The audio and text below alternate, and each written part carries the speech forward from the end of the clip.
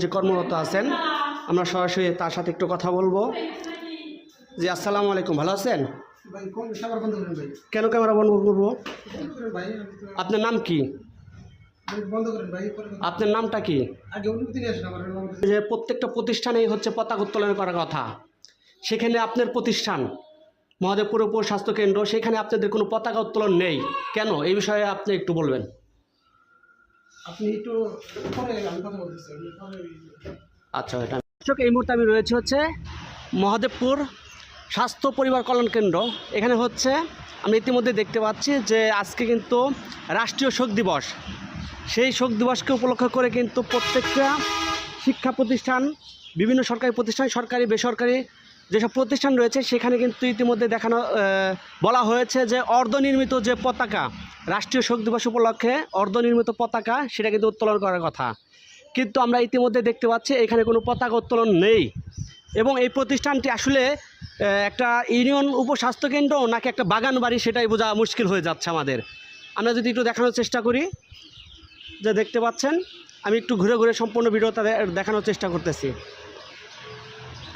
আজকে রাষ্ট্রীয় শোক দিবস, সে উপলক্ষে কিন্তু প্রত্যেকটা জায়গায় কিন্তু অর্ধনির্মিত পতাকা উত্তোলন করার কথা এবং সবাই অনেকেই করেছে। কিন্তু এই প্রতিষ্ঠানটি আমি একটু দেখানোর চেষ্টা করি, এই প্রতিষ্ঠানটি কিন্তু কোনো পতাকা দেখা যাচ্ছে না। আমরা অবশ্যই আমাদের যে উপজেলা স্বাস্থ্য কমপ্লেক্সের যে প্রধান রয়েছেন, কর্মকর্তা রয়েছেন, তাকে অবশ্যই দৃষ্টি আকর্ষণ করব যে অবশ্যই আপনার যে কেন্দ্রগুলো আছে সেই কেন্দ্রগুলো কী কী কাজ হচ্ছে সেটা তদারকি করার জন্য ইতিমধ্যে দেখানোর চেষ্টা করতেছি।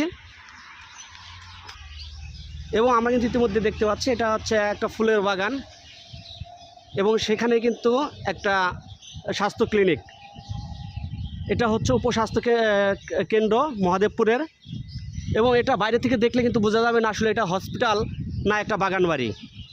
আমরা দেখতে পাচ্ছি হাইওয়ে রোডের পাশেই কিন্তু এই হসপিটালটা। আমি একদম বাইরের দৃশ্য থেকে দেখাচ্ছি যে হচ্ছে ঢোকার যে গেটটা, এই সেই গেট। এখানে বাইরে কোনো সাইনবোর্ড নাই যে এটা একটা হসপিটাল স্বাস্থ্যকেন্দ্র, সেখানে কিন্তু কোনো ঘেটি নাই, বোঝার মতো কোনো উপায় নেই। সুপ্রিয় দর্শক, আমি কিন্তু ইতিমধ্যেই এখানে যে কর্মরত আছেন আমরা সরাসরি তার সাথে একটু কথা বলবো। জি আসসালামু আলাইকুম, ভালো আছেন? কেন ক্যামেরা বন্ধ করবো? আপনার নাম কি? আপনার নামটা কি? আপনার অনুমতি নিব না, আমি আপনার অফিসারকে আমি ফোন দিতে পারবো, সমস্যা নাই। হ্যাঁ,